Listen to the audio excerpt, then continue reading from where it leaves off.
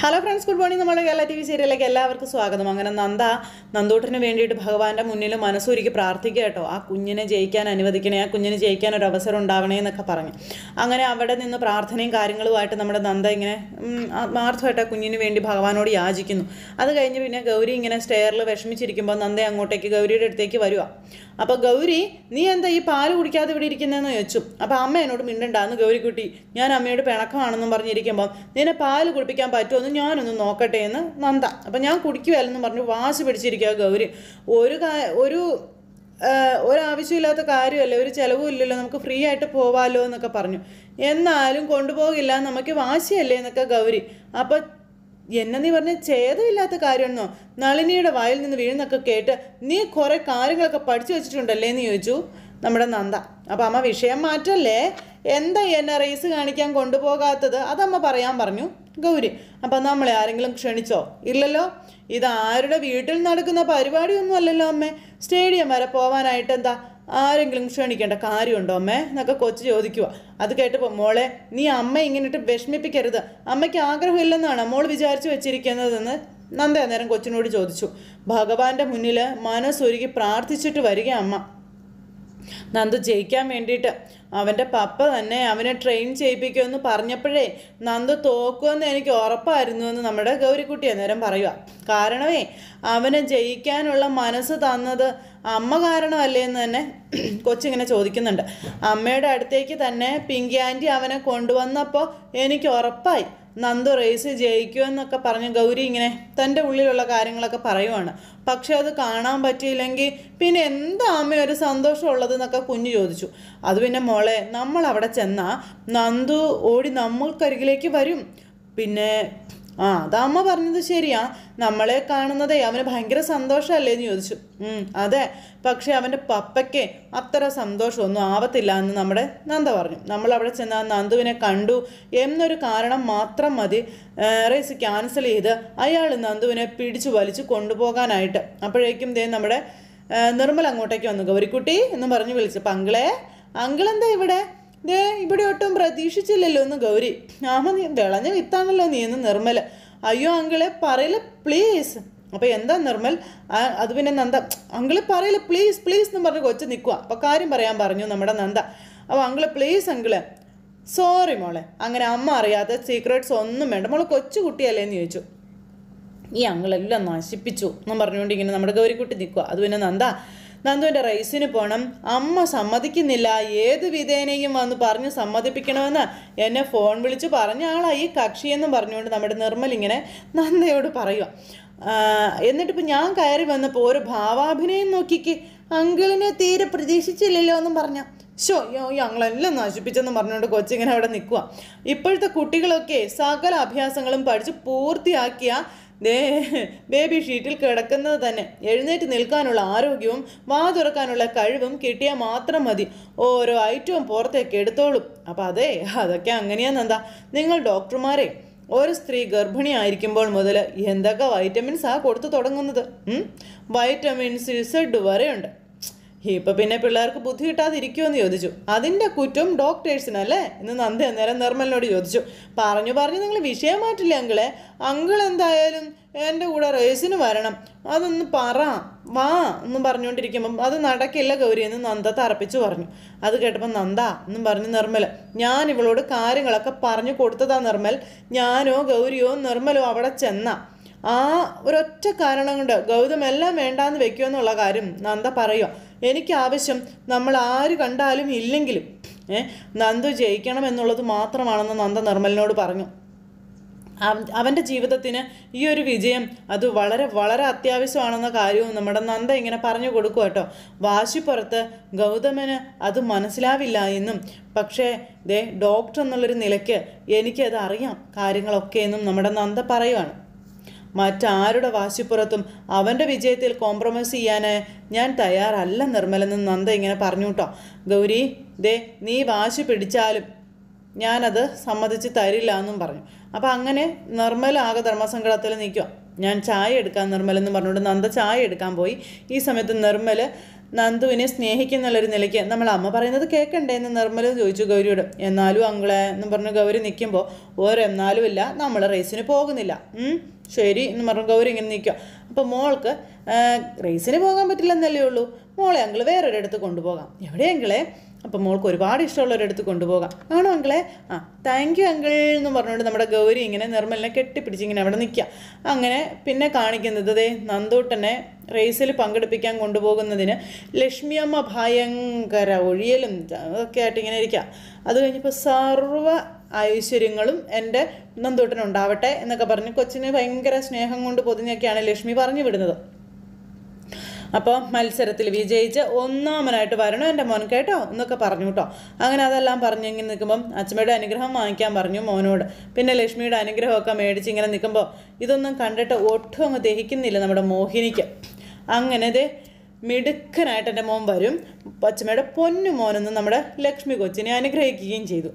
ഗൗതവും പിങ്കിയും ഭയങ്കര ഹാപ്പിയാണ്. അല്ല മോർണിംഗ് വന്നേ, ദേ മുത്തശ്ശനെ നിനക്ക് തരാനൊരു സാധനം തന്നു വിട്ടിട്ടുണ്ടെന്ന് നമ്മുടെ മുത്തശ്ശൻ പറയുമ്പം ദേ അതെന്ത് സാധനമാണ് മധു സാറേ, അവിടുന്ന് കുറച്ച് മഞ്ഞൾ കൊണ്ട് തരാമെന്ന് പറഞ്ഞു, അതാണോ എന്ന് ചോദിച്ചു. കനകമ്മയ്ക്ക് ഇപ്പം തന്നെ മഞ്ഞൾ കിട്ടിയേ തീരുമെന്നാണോ എന്ന് ലക്ഷ്മി അന്നേരം ചോദിച്ചു. അല്ല നന്ദുമൻ പോയി കഴിഞ്ഞിട്ടും മതി, ധൃതിയൊന്നും ഇല്ല എന്ന് കനകമ്മ. അപ്പം മോനെ നന്ദു മോർണിംഗ് വരാൻ പറഞ്ഞു. ഇത് നോക്കിക്കേ, ഇതെന്താണെന്ന് കണ്ടോ? തൊപ്പി. മത്സരിച്ച് വിൻ ചെയ്ത് വരുമ്പോൾ ഈ തൊപ്പി ഇട്ട് വേണം എൻ്റെ പൊന്നുമോൻ വരാൻ, ഓക്കെ എന്നൊക്കെ മുത്തശ്ശൻ ഇങ്ങനെ പറഞ്ഞു. ഇതൊക്കെ കേട്ടപ്പോൾ ഹായ് കൊള്ളാമല്ലോ എന്ന് കൊച്ച്. എങ്കിൽ മുത്തശ്ശൻ എസ്റ്റേറ്റിൽ നിന്ന് വിശേഷം അറിയാൻ വൈകുന്നേരം വിളിക്കുമ്പോൾ മോനൊരു താങ്ക്സ് പറഞ്ഞേക്കണം കേട്ടോ എന്ന് പറഞ്ഞു. അപ്പോൾ ശരിയെന്ന് പറഞ്ഞു. അങ്ങനെ അവർ കൊച്ചിനെ റേസിന് പങ്കെടുപ്പിക്കാൻ വേണ്ടി ഭയങ്കര സന്തോഷത്തോടെ പറഞ്ഞു വിടും. എല്ലാവരും നന്ദുവിനെ അനുഗ്രഹിക്കുകയാണ്. അങ്ങനെ മോൻ ജയിച്ചു വരുമെന്നൊക്കെ പറഞ്ഞ് കാലിൽ ഷൂ ഒക്കെ മേടിച്ചിട്ട് കൊടുക്കുന്നു, കാലിൽ ആ സാധനം വെച്ച് കെട്ടിക്കൊടുത്തു, അതുപോലെ തന്നെ കൂളിംഗ് ഗ്ലാസ് വെച്ച് കൊടുക്കുന്നു. നന്ദുവിനെ നല്ല സെറ്റപ്പാക്കി വെച്ചേക്കുക. ആ സമയത്ത് അങ്ങനെ ആ ഒരു ഇതെല്ലാം പറഞ്ഞ് ഈ ചെയ്തു കൊടുത്ത് നന്ദൂട്ടൻ ഇപ്പോൾ സെറ്റപ്പ് ആയെന്നൊക്കെ പറഞ്ഞ് നമ്മുടെ ഗൗതം ഇങ്ങനെ കൊച്ചിനെ ഭയങ്കരമായിട്ട് മോട്ടിവേറ്റ് ചെയ്തുകൊണ്ടിരിക്കുന്ന സമയത്ത് ഇതൊക്കെ കുഞ്ഞുനാളിലേ തൊട്ട് കയറ്റി വെച്ചാലുണ്ടല്ലോ ഞങ്ങളുടെ പ്രായമൊക്കെ ആകുമ്പോൾ വെടി വെച്ചാൽ പോകുകയെന്നുള്ള അവസ്ഥയാകും കേട്ടോ എന്നും പറഞ്ഞുകൊണ്ട് മോഹിനിയുടെ ചേട്ടൻ അങ്ങ് പറഞ്ഞു. അങ്ങനെ ഇവർ പറഞ്ഞുകൊണ്ടിരിക്കുന്ന ഈ ഒരു സമയത്തതേ നമ്മുടെ നന്ദൂട്ടൻ്റെ ഫോണിലേക്ക് ഒരു കോൾ വരുന്നു. അപ്പോൾ ഗൗരിയെ വിളിക്കുന്നതെന്ന് പറഞ്ഞു. അപ്പോൾ മോൻ എടുത്തോളാൻ പറഞ്ഞു പിങ്കി. അപ്പോൾ എടുക്കാൻ പറഞ്ഞു ഗൗതവും. ആ സമയത്ത് ഗൗരി കോൾ എടുത്തു. അപ്പോൾ അതേ കണക്റ്റ് ആയെന്നും പറഞ്ഞിട്ട് പിങ്കി അതൊക്കെ ശരിയാക്കി കൊടുക്കുക കേട്ടോ. അപ്പോൾ വീഡിയോ കോളിൽ വിളിക്കുന്നത് ഹായ് ഗൗരി. അപ്പോൾ ഹായ് നന്ദു, നീ പോവാൻ റെഡി ആയോടാ എന്ന് ചോദിച്ചപ്പോൾ ഹായ് എന്ന് പറഞ്ഞു. ദേ പുതിയൊക്കെ തൊപ്പിയുണ്ടല്ലോ മിടുക്ക എന്നും പറഞ്ഞ് ഗൗരി പറയുമ്പോൾ ഇത് മുത്തച്ഛൻ തന്ന ഗിഫ്റ്റ് ആണെന്ന് പറഞ്ഞു. അപ്പോൾ വേറെയും ഗിഫ്റ്റ് ഉണ്ട്, കൂളിംഗ് ഗ്ലാസും ഷൂസും ഒക്കെ ഉണ്ട്. അപ്പോൾ കൊള്ളാം, എന്തായാലും നിനക്ക് സന്തോഷമായില്ലേ എന്ന് ഗൗരി ചോദിക്കുമ്പം സന്തോഷമുണ്ടെന്ന് പറഞ്ഞു നന്ദു. അപ്പോൾ ഗൗരി വരുമോ റേസ് കാണാൻ? ഞാൻ നന്ദുവിൻ്റെ കൂടെ തന്നെ ഉണ്ട്. ഞാൻ മാത്രമല്ല ഗുരുവായൂരപ്പനും നന്ദുവിൻ്റെ കൂടെയുണ്ട്. അത് പറയാനാ ഞാൻ നിന്നെ വിളിച്ചത് കേട്ടോ. ജയിച്ചിട്ടേ മടങ്ങി വരാവുള്ളൂ കേട്ടോ എന്നൊക്കെ ഗൗരി പറയുമ്പോൾ വിജയിക്കാവുന്ന നന്ദു. അപ്പോൾ all the very best Nandu. അപ്പോൾ താങ്ക് യു. ഡോക്ടർ ആൻറ്റി എന്തിയേ? അമ്മേ അകത്തുണ്ടെന്ന് പറഞ്ഞു. അപ്പോൾ അതെ ഇവരിങ്ങനെ സംസാരിക്കും. എന്താ ഇതെന്ന് ഗൗതം പിങ്കിയോട് ചോദിക്കുക. അപ്പോൾ ഫോണിലല്ലേ ചികിത്സിച്ച ഡോക്ടറല്ലേ എന്ന് പിങ്കി ഒരാശംസയൊക്കെ പറഞ്ഞോട്ടെ. അപ്പോഴേക്കും അമ്മേ എന്നും പറഞ്ഞുകൊണ്ട് ഗൗരി വിളിച്ചു. മോളെന്നും പറഞ്ഞു. നന്ദയും വന്നു. ആ സമയത്ത് എന്താ മോളെന്ന് ചോദിച്ചു നന്ദ.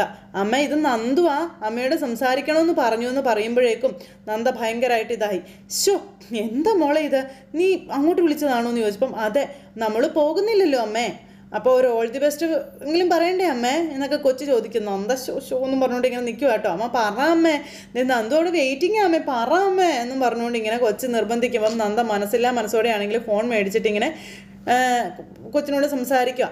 അപ്പോൾ ആൻറ്റി ഞാൻ റേസിന് പോവാണെന്ന് കൊച്ചു പറഞ്ഞു. മോൻ പോയി ജയിച്ച് വരാൻ പറഞ്ഞു നന്ദ കൊച്ചിനോട്. ഡോക്ടർ ആൻറ്റി പറഞ്ഞതൊക്കെ ഇതേ ഓർമ്മയുണ്ടല്ലോ അല്ലേന്ന് ചോദിച്ചു.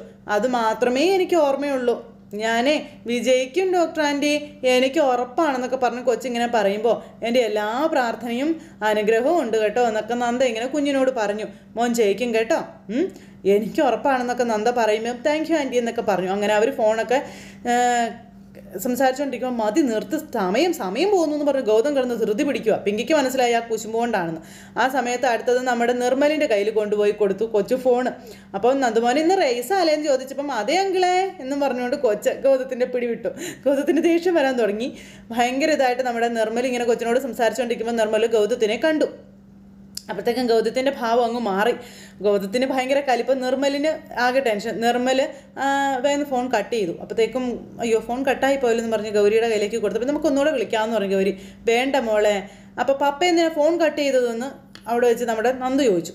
നന്ദി ചോദിക്കുമ്പോൾ അത് ഞങ്ങൾ എന്നെ വിഷ് ചെയ്തില്ലല്ലോ എന്ന് പറഞ്ഞു കേട്ടോ. അപ്പം നിനക്ക് ആരൊക്കെ വിഷ് ചെയ്താലാ മതിയാവുക? ഇത്രയും പേര് വിഷ് ചെയ്തില്ലേ, അതുപോലെ നിനക്ക് ചോദിച്ചാൽ ഗൗതം ദേഷ്യപ്പെടുമ്പം ഗൗതം കൊച്ചിനോട് ദേഷ്യപ്പെടരുതെന്ന് പറഞ്ഞു പിങ്കി. എന്തിനാ നീ ആവശ്യമില്ലാത്തവരൊക്കെ ഫോൺ ചെയ്യാൻ നിൽക്കുന്നതെന്ന് ചോദിച്ചു നമ്മുടെ ലക്ഷ്മി. ആവശ്യമില്ലാത്തവരല്ല, നിർമ്മലങ്കിളാണെന്നും പറഞ്ഞുകൊണ്ട് നമ്മുടെ നന്ദൂട്ടം പറയാം. അപ്പോൾ ഇവർ അങ്ങോട്ടും ഇങ്ങോട്ടൊക്കെ ഇങ്ങനെ നോക്കുക കേട്ടോ എല്ലാവരും. അവൻ്റെ ഒരു നിർമ്മലങ്കിള് ഈ റേസിന് പോകുമ്പോൾ ഇതിൻ്റെ ആവശ്യമൊന്നും ഇല്ല എന്ന് പറഞ്ഞായി ഗൗതം. എനിക്കെൻ്റെ ഫോൺ വേണം. അപ്പോൾ വേണ്ട അപ്പോൾ ഗൗതം എന്നും പറഞ്ഞുകൊണ്ട് ഇങ്ങനെ പിങ്കി വിളിച്ചപ്പം നീ മിണ്ടരുത്, ഇന്നലെ പാർക്കിൽ പോയതും അവിടെ വെച്ച് നടന്ന പ്ലാനിങ് ഒക്കെ ഞാൻ അറിഞ്ഞു എന്ന് ഗൗതം പറയുക. അങ്ങനെ ആ ഒരു ഇതെല്ലാം പറഞ്ഞ് കാര്യങ്ങളെല്ലാം അങ്ങോട്ടും ഇങ്ങോട്ടും പറഞ്ഞു. നന്ദയുടെ ഔദാര്യത്തിലൊന്നും എൻ്റെ മോൻ ഈ റേസ് ജയിക്കണ്ടെന്നും പറഞ്ഞുകൊണ്ട് ഗൗതത്തിൻ്റെ അഹങ്കാരം കൊണ്ട് ഗൗതം ഇങ്ങനെ ഒരു ഇത് പറയുക. അപ്പം ഞാൻ ഒരു റേസിനും പങ്കെടുക്കുന്നില്ല എന്നും പറഞ്ഞുകൊണ്ട് മേടിച്ച തൊപ്പിയും വലിച്ചെറിഞ്ഞ് കൊച്ചകത്തേക്ക് കയറി ഒരു പോക്ക്. അപ്പം മോനെ എന്നും പറഞ്ഞുകൊണ്ട് ലക്ഷ്മി ഒരു വിളി. അങ്ങനെ ഗൗതത്തിൻ്റെ അഹങ്കാരം ഒന്നും സമ്മതിച്ചു കൊടുക്കാതെ നന്ദൂട്ടൻ ഇങ്ങനെ നിൽക്കുമ്പോൾ നീ അഹങ്കാരം കാണിക്കരുതെന്ന് ഗൗതം പറഞ്ഞു. ഹേറ്റ് എന്ന് പറഞ്ഞുകൊണ്ട് നന്ദൂട്ടൻ അകത്തേക്ക് കയറിപ്പോയി. മോനെ എന്ന് പറഞ്ഞ് പിങ്കിയെ അകത്തേക്ക് കയറിപ്പോയി. അപ്പം മോനെ ഗൗതം എന്താടാ ഇത് എന്നും ചോദിച്ചുകൊണ്ട് ലക്ഷ്മി. അപ്പോൾ എല്ലാത്തിനും കാരണം അവളാ നന്ദാന്ന് പറഞ്ഞുകൊണ്ട് ഗൗതം നന്ദയെ ചുമ്മാ കുറ്റം പറയുക. എടാ മോനെ ഇങ്ങനെയൊക്കെ കാണിച്ച നന്ദുമോൻ നിന്നെയല്ലേടാ വെറുക്കുക എന്ന് ലക്ഷ്മി അന്നേരം ഗൗതത്തിനോട് ചോദിച്ചു. നന്ദു അന്നേരത്തേക്ക് മുറിയിൽ കയറിപ്പോയി വാതിലും അടച്ച് അവിടെ ഇരിക്കുക. അപ്പോഴേക്കും പിങ്കി മോനെ വാതിൽ തുറക്കും മോനെ, അമ്മയല്ലേ പറയുന്നതെന്ന് ചോദിച്ചുകൊണ്ട് പിങ്കി പിന്നാലെ ചെയ്യുന്നു. അപ്പോൾ വിളിക്കണ്ട എന്ന് പറഞ്ഞു കൊച്ച്. അപ്പോൾ എൻ്റെ ഡ്രീമായിരുന്നു റേസ്, അത് തീർന്നു എന്നൊക്കെ പറഞ്ഞുകൊണ്ട് നന്ദൂട്ടൻ ഇങ്ങനെ ഇരുന്ന് പറയുവാണ്. അങ്ങനെ അതും പറഞ്ഞ് നന്ദൂട്ടൻ വിഷമിച്ച് നിൽക്കുമ്പോൾ നന്ദൂട്ടൻ ആ മോനെ വാതിൽ തുറക്കും മോനെ എന്ന് പറഞ്ഞുകൊണ്ട് പിങ്കി.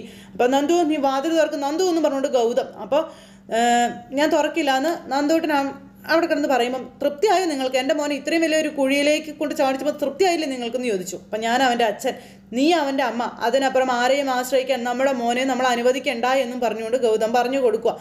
അങ്ങനെ അതും പറഞ്ഞ് പിങ്കിയെ പിടിച്ച് മാറ്റിയിട്ട് നന്ദു വാതിൽ തുറക്കാൻ പറഞ്ഞു. അപ്പോൾ ആദ്യം അച്ഛൻ പോയി ഗൗരിയെയും അതുപോലെ ഡോക്ടർ ആൻറ്റിയും വിളിച്ചുകൊണ്ട് എങ്കിലും ഞാൻ റേസിൽ പങ്കെടുക്കാമെന്ന് കൊച്ചു പറഞ്ഞു. വീണ്ടും കൊച്ചിങ്ങനെ പറഞ്ഞപ്പോൾ അവൻ്റെ അഹങ്കാരം കണ്ടില്ലേ, എന്തൊരു അഹങ്കാരമാണെന്ന് ചോദിച്ചു. അപ്പോൾ എനിക്ക് ഡോക്ടർ ആൻറ്റിയുടെ ഹെൽപ്പ് വേണമെന്നും പറഞ്ഞുകൊണ്ട് നന്ദൂട്ടൻ പറയുവാണ്. ആ ഹെൽപ്പ് ഇല്ലാതെ എനിക്ക് വിൻ ചെയ്യാൻ പറ്റില്ല എന്നും അതിന് പപ്പ സമ്മതിക്കുമോ എന്നൊക്കെ ഇങ്ങനെ ചോദിച്ചുകൊണ്ട് ഇങ്ങനെ കൊച്ചിങ്ങനെ പറഞ്ഞുകൊണ്ടിരിക്കുമ്പോൾ ഒരു കാരണവശാലും ഞാനത് സമ്മതിക്കില്ല, നീ തനിയെ ജയിച്ച് മുന്നേറുന്നതാണ് പപ്പയ്ക്ക് ഇഷ്ടം. അപ്പോൾ ഡോക്ടർ ആൻറ്റി പാവമല്ലേ, പപ്പയ്ക്ക് എന്താ ഇത്ര ദേഷ്യം എന്നൊക്കെ കൊച്ചിങ്ങനെ ചോദിക്കും കേട്ടോ. അതിന് പല കാരണങ്ങളുണ്ട്, നീ ഇപ്പം അതൊന്നും അറിയണ്ടെന്ന് ഗൗതം പറയും. ശരി പപ്പയുടെ വാശി തന്നെ ജയിച്ചോട്ടെ, പപ്പ എൻ്റെ പപ്പയല്ലാത്തത് കൊണ്ടല്ലേ ഇങ്ങനെയൊക്കെ പപ്പ എന്നോട് കാണിക്കുന്നതെന്നൊക്കെ ചോദിച്ചു. അങ്ങനെ ഗൗതത്തിനെ കൊച്ച് പൊളിച്ചടുക്കുവാണ് അവിടെ ഇട്ട്. പിന്നെ ഗൗതത്തിന് വല്ലതും പറയാനുണ്ടോ? എൻ്റെ സ്വന്തം അച്ഛനായിരുന്നെങ്കിലും അല്ലെങ്കിൽ അമ്മയായിരുന്നെങ്കിലും എന്നോട് ഇങ്ങനെയൊന്നും ചെയ്യില്ലായിരുന്നു എന്നൊക്കെ പറഞ്ഞിട്ട് കൊച്ചിങ്ങനെ അങ്ങ് ഡയലോഗുകൾ ഇറക്കാൻ തുടങ്ങിയപ്പോൾ ഗൗതം അവിടെ തീർന്നു. ഇത് കഴിഞ്ഞ് പിന്നെ കാണിക്കുന്നത് അരുന്ധതിയെയും ലക്ഷ്മിയെയുമാണ്. അപ്പോൾ പണ്ടുള്ള കാരണവന്മാർ പറയുമായിരുന്നു ആ പെണ്ണുങ്ങൾ ഒരുമ്പെട്ടാലെന്ന്. അപ്പോൾ ആ ഒരു ഗണത്തിലെങ്ങാണ്ട് പെട്ടത് ഈ നന്ദ എന്ന് പറഞ്ഞ അരുന്ധതി ലക്ഷ്മിയോട് പറഞ്ഞുകൊണ്ടിരിക്കുക. ഗൗതം ഇതെന്തിനാ ഇത്രയും വാശി കാണിക്കുന്നതെന്ന് ലക്ഷ്മി ചോദിച്ചപ്പോൾ അവനെ ആൺകുട്ടിയാ, അല്ലാതെ നന്ദയെ മനസ്സിൽ നിന്ന് വെട്ടിയത് കൊണ്ടാ അവൻ ഇനി ഒരു ബന്ധവും വേണ്ട എന്ന് തീരുമാനിച്ച് മാറ്റി നിർത്തിയിരിക്കുന്നത് എന്നൊക്കെ പറഞ്ഞ് അരുന്ധതി ഇങ്ങനെ പറയുവാട്ടോ. അവളുടെ നാട്ടിൽ നിന്ന് അന്ന് വന്ന ആ സ്ത്രീ പറഞ്ഞത് നീയും കേട്ടതല്ലേ ലക്ഷ്മി എന്ന് പറഞ്ഞിട്ട് ഇവർ രണ്ടുപേരും കൂടെ ഇങ്ങനെ പറഞ്ഞുകൊണ്ടിരിക്കുക. അതൊക്കെ എന്തെങ്കിലും ആവട്ടെ ഏട്ടത്തി, നന്ദുമോൻ എന്തോ ഒരു ആഗ്രഹിച്ചത് ഈ ഒരു റേസിന് പോകാമെന്ന് പറയുമ്പോൾ ഇങ്ങനെ ഒരു അച്ഛനും അമ്മയും കിട്ടിയത് തന്നെ അവൻ്റെ ഭാഗ്യമല്ലേ എന്ന് ചോദിച്ചു. പിന്നെ ഇപ്പോഴോ ഗൗതം ഇങ്ങനെ വാശി കാണിച്ചതിനും ഒരു കാരണമൊക്കെ ഉണ്ടെന്ന് പറഞ്ഞു അരുന്ധതി അന്നേരം. എന്ത് കാരണം? നന്ദുവിൻ്റെ മനസ്സിൽ നന്ദ ഏതോ സൂപ്പർ പവറാണെന്നുള്ള ആ ഒരു വിചാരം ഉണ്ടെന്നും അത് മാറ്റിയെടുക്കാൻ വേണ്ടിയിട്ടാണെന്ന കാര്യമൊക്കെ അരുന്ധതി പറയുവാണ്. അപ്പം ഇങ്ങനെ ഇവർ സംസാരിച്ചുകൊണ്ടിരിക്കുന്ന സമയത്ത് ഇതുപോലൊരു അനുഭവം പണ്ട് ഞങ്ങൾക്കും ഉണ്ടായിട്ടുണ്ടെന്ന് പറഞ്ഞു. ഞാനും മഹാദേവേട്ടനും മടയും ചക്കരയും പോലെയാ നോർത്തിൽ താമസിച്ചുകൊണ്ടിരുന്നത്. അയൽപക്കത്ത് ഒരു തമിഴത്തി ഉണ്ടായിരുന്നെന്നും അവളെ കൂടോത്രത്തിൻ്റെ ആളാ.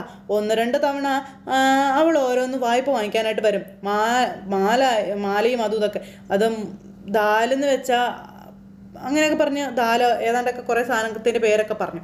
അത് കഴിഞ്ഞപ്പം എന്നിട്ടോ ഒരു ദിവസം മഹാദേവട്ടൻ പറഞ്ഞു വീട്ടിൽ വന്ന് കയറുമ്പോഴേ ഒരു നെഗറ്റീവ് ചാർജാണല്ലോ അരുന്ധതി എന്ന്. അങ്ങനെ പറഞ്ഞപ്പോൾ ശരിയാ, പിന്നെ പുള്ളിക്കാരിയെ നൈസായിട്ട് ഞാൻ അങ്ങ് ഒഴിവാക്കിയെന്ന് പറഞ്ഞു. ഇവർ തമ്മിൽ സംസാരിച്ചുകൊണ്ടിരിക്കുന്ന ഈ ഒരു സമയത്ത് അങ്ങോട്ടേക്ക് ജഗന്നാഥനും അതുപോലെ മോഹിനിയും കൂടെ വന്നു. അവർ വന്നപ്പോൾ റേസിന് പോകാൻ ഇറങ്ങിയതിനെ പറ്റി ഞങ്ങൾ പറയുമായിരുന്നെന്ന് പറഞ്ഞു. അപ്പോൾ അതിനൊന്നും കാര്യമാക്കണ്ട, അരുണിൻ്റെ കുട്ടി ഇങ്ങ് വരട്ടെ, അവനെ മിടുക്കനാക്കി റേസിനൊന്നും വിടണ്ട, എല്ലാ മത്സരങ്ങൾക്കും കൊണ്ടുപോയി ട്രോഫി വാങ്ങിപ്പിക്കാമെന്ന് പറഞ്ഞിട്ട് നമ്മുടെ മോഹിനി ഇങ്ങനെ ഇരുന്ന് പറഞ്ഞപ്പോൾ അരുന്ധതിയൊക്കെ ഇങ്ങനെ നോക്കിയിരിക്കുക. അങ്ങനെ ലക്ഷ്മിയും ഇങ്ങനെ നോക്കിയിരിക്കുന്നിടത്ത് ഇന്നത്തെ നമ്മുടെ കഥ അവസാനിച്ചു. അപ്പോൾ എല്ലാവരും കാത്തിരുന്ന് കാണണം കേട്ടോ. എല്ലാവർക്കും നല്ലൊരു ദിവസം ആശംസിക്കുകയാണേ. നന്ദി.